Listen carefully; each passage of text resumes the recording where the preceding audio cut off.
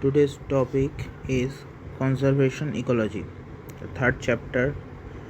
Okay, so first thing, what is conservation? In case of ecology, here conservation means the protection, preservation, management, or restoration of natural environment and ecosystem. Okay, so nowadays in 20th 21st century there are different types of threats to our ecosystem, that is depleting the ecosystem as well as destroying different biodiversity, destroying different biomes, and species are also dying because of these threats. Okay, so starting from introduction, here at page number 38, Earth's ecosystems are fragile and man is completely dependent on them and services they provide, such food, water, disease management, climate regulation, spiritual fulfillment, aesthetic enjoyment, etc. So all of these things we can get from our ecosystem, not only food, not only water, but the other things, suppose the climate regulation and also aesthetic enjoyment. These all things can come from our ecosystem. So to protect the ecosystem we need to take some steps. So the first thing is, what are the threats to our ecosystem? Okay, there are major 8 threats to our ecosystem or the stability of the environment of earth. And what are these threats? Okay, the first one, loss of crops and grazing lands. Okay, the spread of agriculture and other human activities into natural habitat pose large threat to our ecosystem. So nowadays loss of crops and grazing lands are very common. First thing, the crops get lost due to climate changes and sometimes even different human activities. And grazing lands are generally converted sometimes into industries and sometimes used for other purposes. Okay, so this is the picture of crops are getting destroyed. Okay, next is depletion of world's tropical forest. So if the tropical forests are gone, the most of the oxygen production of our environment will also gone, as well as the climate will become very hot. So the tropical rainforest has at least 90% of the 90% of the different species or biodiverse things. The most densely biodiverse environment is the tropical rainforest. Okay, so the amount of forest that is present right now is very less from previous years. In the Amazon and in Indonesia, tropical rainforests are getting cut each and every day. You can see a picture is given here how rainforests are getting depleted for agricultural purposes or for making industry, roads, etc. Next is loss of biodiversity.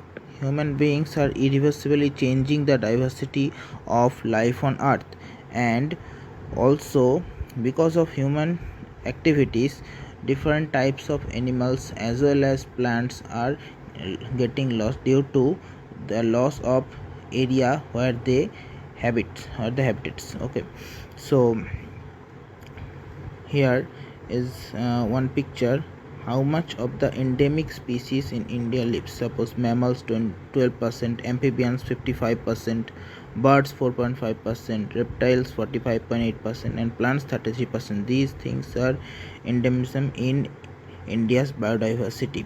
Biodiversity is, the definition of biodiversity is like this, that amount of different types of species living in a specific area. Okay, so that is the definition of biodiversity. So each and every year the amount of species are getting destroyed due to these activities or climate change, etc. Okay, so now next one is shortage of fresh water resources. Okay, shortage of fresh water, that is a very burning topic right now, because the planet is mostly have water that is saline water or cannot be used. Okay, so sea water that we cannot use, but fresh water that we can use is very less in amount, and it is mostly stored in glaciers, and the very least amount that we can use is inside the earth that we pump out every day at a very high rate in the mostly in the town areas or in the city areas. Okay, so shortage of these stores are very common nowadays. In the summer season, we can mostly experience the shortage of fresh water. And next one is the regulatory function. Okay, first is pollution. Different types of pollution, like the chemical pollution, they have the devastating effects on our health. Okay, and other pollution such as air, water and sound pollution, these are also some of the regulatory factors. Next is overfishing, habitat destruction and pollution in marine environment. First thing is, in the previous years or in 18th and 19th century, fishing was not been done at this great scale, but nowadays due to technical advancement, fishing can be done at a very huge amount, and for that species are getting lowered each and every day. Their trophic levels have increased due to the depletion of higher trophic level species. Okay, so some species of fishes are getting caught each and every day at a very high rate, which is leaving blank spots in the ecosystem and in the food chain also. Okay, suppose salmons are caught at a very high rate, so those fishes that are dependent on the salmon, or those animals which are dependent on them, are facing food scarcity due to this. Also, overfishing, due to overfishing, their habitat is also getting destroyed. Okay. The fourth point here, climate change, that is also another problem. The release of aerosols among other things can lead to depletion of ozone layers, which lead to the penetration of harmful solar radiation, causing damage to organisms and ecosystem. Okay, so these aerosols are tiny particles of liquids and gas that are suspended in the air. They can be man-made or even sometimes found in nature. Okay, so if increased amount of aerosols are present, and they will deplete the ozone layer, making hole in that, and so that all the harmful rays like UV rays, okay, can come through that hole, and if it falls on top of the skin, it can cause skin cancer, and sometimes it can also destroy even other organs. Pollution, climate change, global warming, these all things are interconnected. Okay, so if climate changes, then ozone depletion occurs, and also the ice melts at the Arctic and Antarctic, increasing the level of sea. Okay, which can cause flood, and that in turn can destroy crops and other lands as well. On the other hand, due to excessive amount of heat, okay, sometimes drought can also occur, shortage of rain and shortage of groundwater at that point can cause a lot of death of different types of species.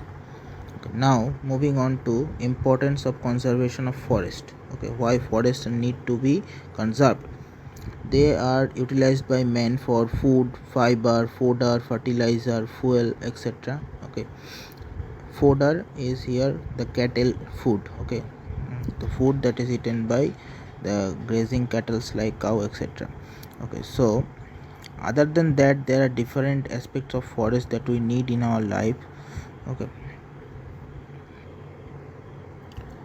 for controlling climate, that is one of the most important reason to conserve the forest. Okay, next, watershed management. Trees can absorb and store rainwater, which reduces the runoff, sedimentation, deposit after storms. Okay, so soil erosion is one of the main problem. Erosion control, the third point here, erosion control. Trees in the forest reduces the runoffs, particularly on sloping grounds, which roots helps to bind the soil and prevent both water and wind erosion. Okay, without trees, not only would there be erosion but also landslide. Here is a picture. The picture of soil erosion. Okay, so if larger trees are not present and their roots are not holding the soil properly, so during heavy rainfall these kinds of erosion occurs. Okay, next, maintaining soil fertility. only the thin layer of the fragile topsoil that is suitable for vegetation or plants growth. Okay, so the humus is here very important. Humus is the biodegradable matter that is the reason why only on top of the soil part, if seeds are sown, then it grows very quickly.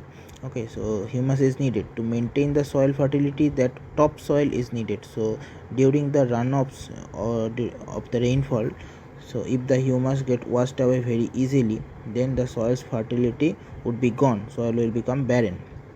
Next, prevent flooding. Due to heavy rainfall, lowlands forest helps to reduce the flow of water and absorbs it in large extent. So without these trees, okay, floods will be regular, okay, and very devastating floods will occur. Purification of air, okay, that is the obvious thing. Without trees, life would not be possible, as they help to absorb carbon dioxide and give out life supporting gas oxygen, and that carbon dioxide is entrapped inside the stems of the tree. Okay, so rainfall, the water cycle is maintained by the trees as well. Okay, the trees uses transpiration. Okay, this adds to the pre-existing water vapor in the air, and then condensation of water vapor happens, clouds are formed, and then rain is possible. So trees are directly responsible for the cloud formation. Okay, larger amount of forest like the rainforest directly regulates these rainfalls.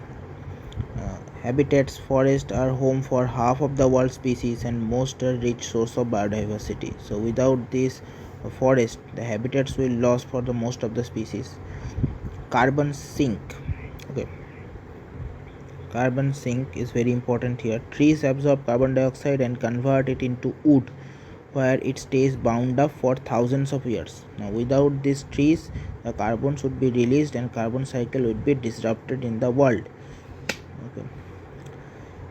Next, the forest also have economic values for furniture, for some other products, honey, beeswax, resin, rubber. These all comes from forest. And natural calamities, forest act as buffer and saves us from climate disturbance such as tsunamis, cyclones, and floods. Here is a picture for different types of forests in India. See, there are tropical forest, also tropical wet evergreen forest. Okay, subtropical coniferous forest. Different types of forest are present. Next is critical state of Indian forest. So India has had a long history of scientific management of its forest and resources.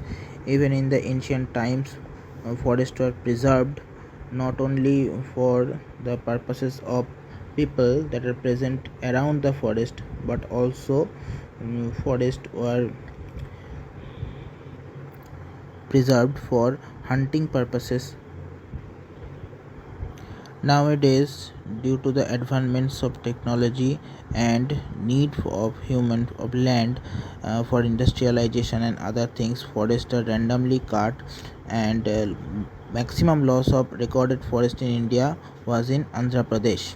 Okay, the Forest Survey of India (FSI) they keep track of how much forest is getting lost each and every year. Okay, so India is losing forest just like the other countries, other big countries, those are the forests of India. Okay, next is tribal forest, tribal rights, and what rights they have in the forest. Our forests are inhabited by large number of tribal communities, and their relationship between tribal communities and forest are coexisting. Okay, so these communities have been considered an integral part of the forest as well. So Scheduled Tribes Act by the government for traditional forest dwellers was given in 2006. Okay, the purpose of the act is to recognize the rights of forest dwelling communities and encourage their participation in conservation and management of forest and wildlife. There are different communities of tribal people that are living in different forest in different parts of our country.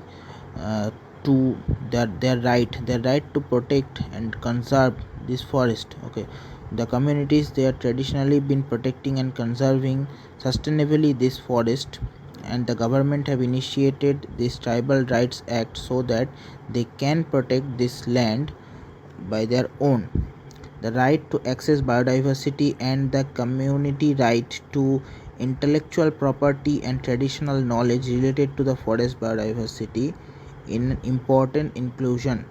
Okay, so they can use different materials from the forest, and the right for to rehabilitation at scheduled tribes or traditional forest dwellers have been given so that the conflict that surrounding the forest can be reduced also. So what are these conflicts that surrounds the forest areas? First thing is tribals and their rights. The government has taken special steps to ensure protection of tribal population. Their existence is preserved and urban encroachment is forbidden. So that means making different industries or different townships near this forest is prohibited. Next, for tourism purposes, this forest can be used, okay, but if it cause much disturbance in the area of the forest, that should be banned. Okay, tourism helps in raising foreign currency, and that can also be in the interest of the forest dwelling people there or the tribals. So tourism can be encouraged to a certain extent, but not to the disturbance of the surrounding area or the forest. Next is poaching. Poachings have to be prevented there. What is poaching? Illegally hunting animals for sometimes their horns, sometimes skins, or different other organs. Okay, so if it is illegally done, then it is called poaching.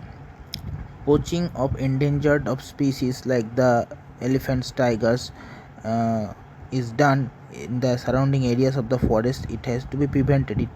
And the forest people or the tribal people, that they can do this very easily because they are very familiar with the forest.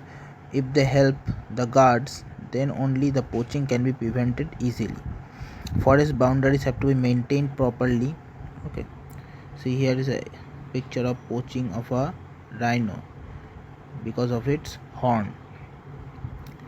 And next, there is an image for tourism in the tribal areas. Tourism can be encouraged to a certain extent.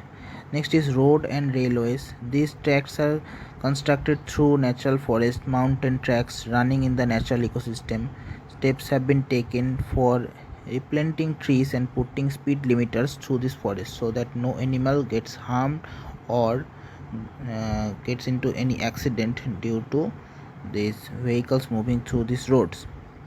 Different types of development projects have been taken under consideration around this forest, like the dams for hydraulic power or irrigation, etc. Next is social forestry. Okay, different types of forests that comes under conservation or protection in the biodiverse area, national park or wildlife sanctuary. But other than that, there are different types of forests that we need to provide us with goods, different types of goods from forest, like the beeswax, woods. If only people will go to the wildlife sanctuary or other national park or surrounding areas for daily purposes of different types of woods or other goods that is related to the forest, then only disturbance at the surrounding areas will increase. So that's why social forestry is needed. This forestry can be defined as outside of the conventional forest, which primarily aims for providing continuous flow of goods for the services of people. Okay, this implies that the production of forest goods for the need of the local people is social forestry.